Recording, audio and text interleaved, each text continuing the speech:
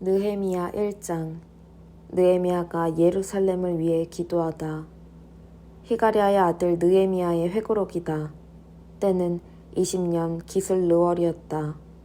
당시 나는 수사 궁전에 있었다. 그때 막 내 형제인 하나니가 동포 유대인 몇과 함께 유다에서 왔다. 나는 그들에게 사로잡혀 오지 않고 유다에 남아있는 유대인들의 상황이 어떠한지, 예루살렘의 형편은 어떠한지 물어보았다. 그들의 대답은 이러했다. 그 지방에 남아있는 사람들은 사정이 그리 좋지 못합니다. 그야말로 형편없지요. 예루살렘 성벽은 허물어진 채로 있고 성문들도 불에 탄 채 그대로 있습니다. 이 말을 듣고서 나는 주저앉아 슬피 울었다. 슬픔에 잠긴 채 며칠 동안 금식하며 하늘의 하나님 앞에서 기도했다.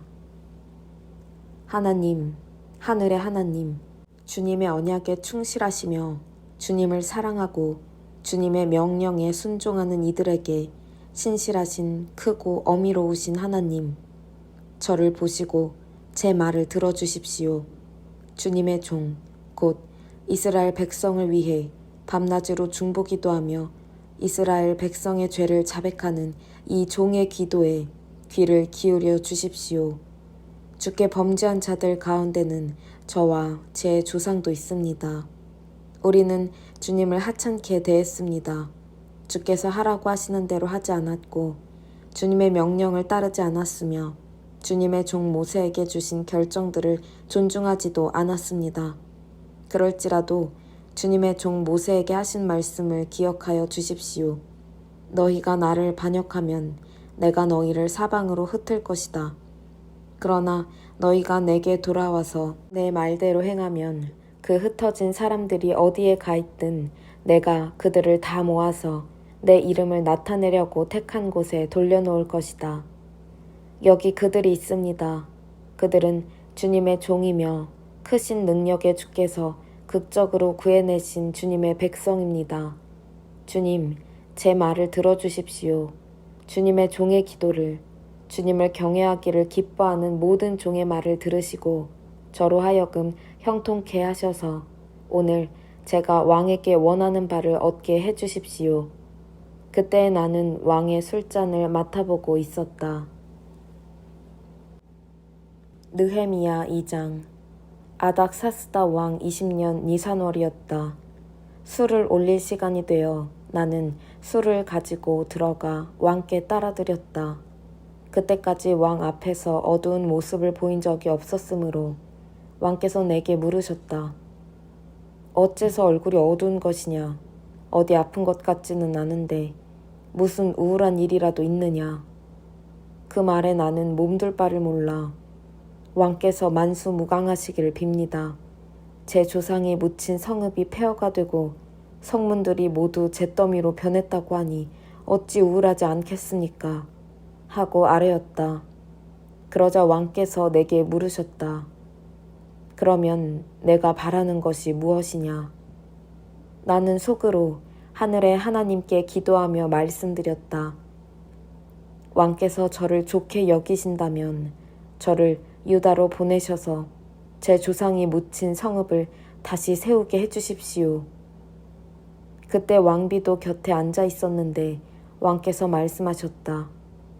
공사가 얼마나 걸리겠으며 내가 언제쯤 돌아올 수 있겠느냐. 내가 기한을 정해 말씀드리자 왕께서는 나의 청을 승낙하셨다.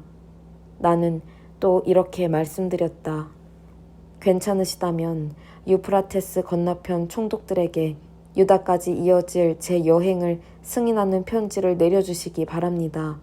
또 왕의 삼림 관리인 아삽에게 명령을 내리셔서 성전 옆에 있는 성체와 성벽과 제가 살 집의 들보로 쓸 제목을 공급하게 해주시기를 바랍니다.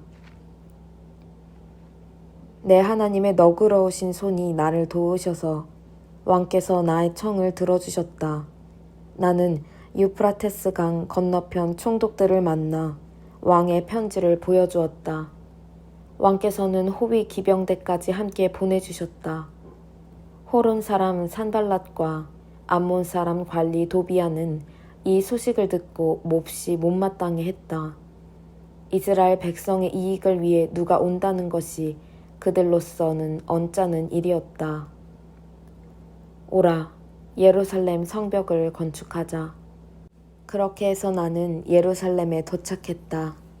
거기서 사흘을 머문 후 나는 한밤중에 일어나 밖으로 나섰다. 측근 몇 사람이 나와 함께했다. 하나님께서 예루살렘을 위해 내 마음속에 두신 일을 나는 아무에게도 말하지 않았다. 우리에게 짐승이라고는 내가 탄 것밖에 없었다. 나는 야음을 틈타 골짜기 문을 나서서 용이 샘을 지나 거름문에 이르는 예루살렘 성벽을 둘러보았다. 성벽은 허물어지고 성문들은 불탄 채 버려져 있었다. 거기서 샘 문으로 건너가 왕의 연못에 이르자 내가 타고 있던 나귀가 지나갈 공간이 없었다. 그래서 나는 골짜기를 타고 올라가며 어둠 속에서 성벽을 계속 살핀 뒤에 골짜기 문을 통해 되돌아왔다. 지방 관리들은 내가 어디로 갔는지 무슨 일을 했는지 전혀 몰랐다. 유대인이나 제사장이나 귀족이나 지방 관리나 직책을 가진 그 누구에게도 내가 한마디도 하지 않았기 때문이다. 성벽을 돌아보고 난 뒤에야 나는 그들에게 말했다. 현실을 똑바로 보십시오. 우리는 지금 어려운 고비에 처해 있습니다. 예루살렘은 폐허가 되었고 성문들은 불타 버렸습니다.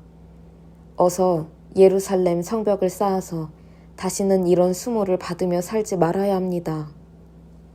나는 하나님께서 어떻게 나를 지지하시며 왕이 어떻게 나를 후원하고 있는지 그들에게 말했다. 그러자 그들이 대답했다. 같은 생각입니다. 어서 시작해야겠습니다. 그들은 당장이라도 나설 듯이 소매를 걷어붙였다. 호론 사람 산발랏과 암몬 사람 관리 도비아와 아랍 사람 게셈이 이 소식을 듣고 우리를 비웃으며 조롱했다. 하, 당신들이 도대체 뭘 하겠다는 거요? 감히 왕을 배반하겠다는 거요?